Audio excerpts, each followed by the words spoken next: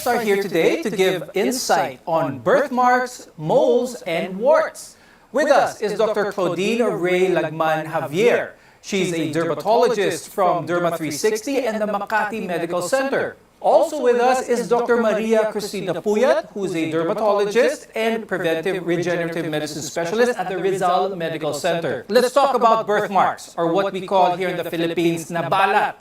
Now, this refers to discolored skin that is either on a flat or raised areas and are often seen at birth or form shortly after birth. Now, we'll start the discussion with Dr. Claude.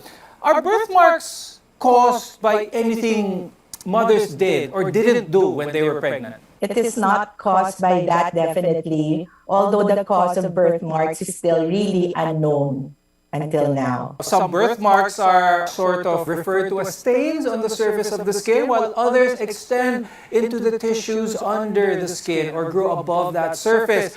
Dr. Claude, what are some of the causes then for an infant to have birthmarks? So something along the time that the baby was in the womb, something was going on. And there are two types, the vascular and the pigmented. So yung vascular natin, they say it's the abnormal overproduction of blood vessels.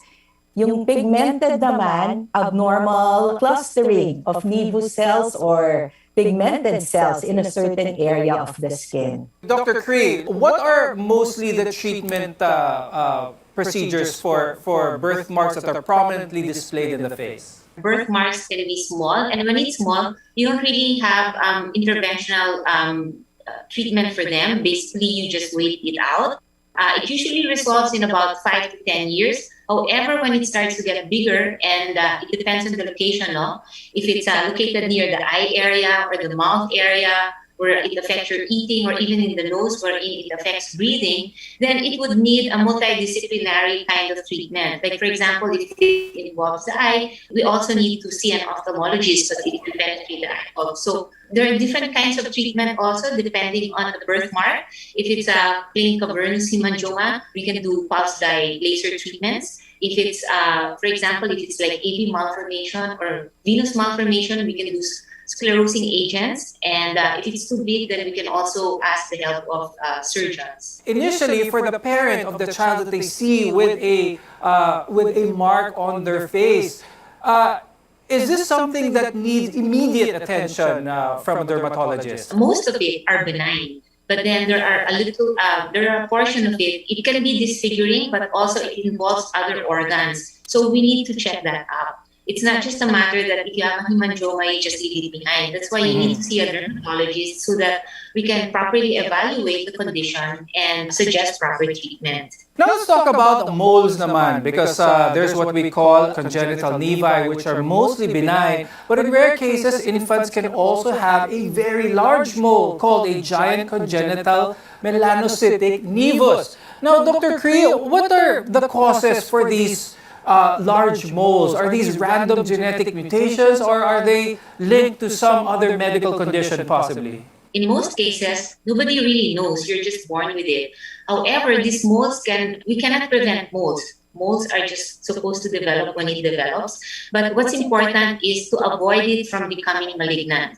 So there are means and ways to prevent that one. Now, Dr. Claude, a lot of people are asking, ano ba yung purpose ng moles? How does this form? What is it? Why do some people have more moles than others? Actually, pag mas marami kang moles, mas nakakatakot, saka mas mahirap i-monitor. Tapos, siguro kung ang purpose lang ang hahanapin natin, it may be a beauty mark or a distinguishing detail on her skin or his skin. Dr. Cree, when it comes to the area where the mole is situated at, are there some areas on the body that need more attention than others? With moles, basically, we need to find out certain things. Like A is for asymmetry, like if there are irregular appearance of the two halves of the mole, then that should be a concern. B is for borders. So we need to see if the borders are all regular and rounded. If it's irregular, then it can be a sign of concern also. Next is C, which is color. So the existing mold, usually it's like a brown, black, it's homogeneous in color. When it starts to speckle or it creates an array of colors, then that is something of concern as well. The other thing is D for diameter. Usually molds are about 6 millimeter or 1/4 of an inch. If it goes more than that, then it's also an area of concern. And E is the evolution. So if you have new molds, like when you're over 30 and you get new molds, these are changing molds, then you also need to be of concern with that. Now, as for the location, if it's in the ear, the nose, and in the face, basically the concern is more of cosmetic. You don't want to disfigure or scar your face. So that is the best way why you should see a dermatologist. Another area of concern are areas where you cannot really monitor them, like the back, because you can't see them if it's changing color or if it's growing. Then that's another areas of concern. In the anal area, areas that you don't really see. Now, skin marks usually aren't harmful or contagious, but in some cases, these skin pigments might mean something else. When we return, we'll discuss warts and other medical conditions linked to abnormal skin growth. This is MedTalk Health Talk. We'll be right back.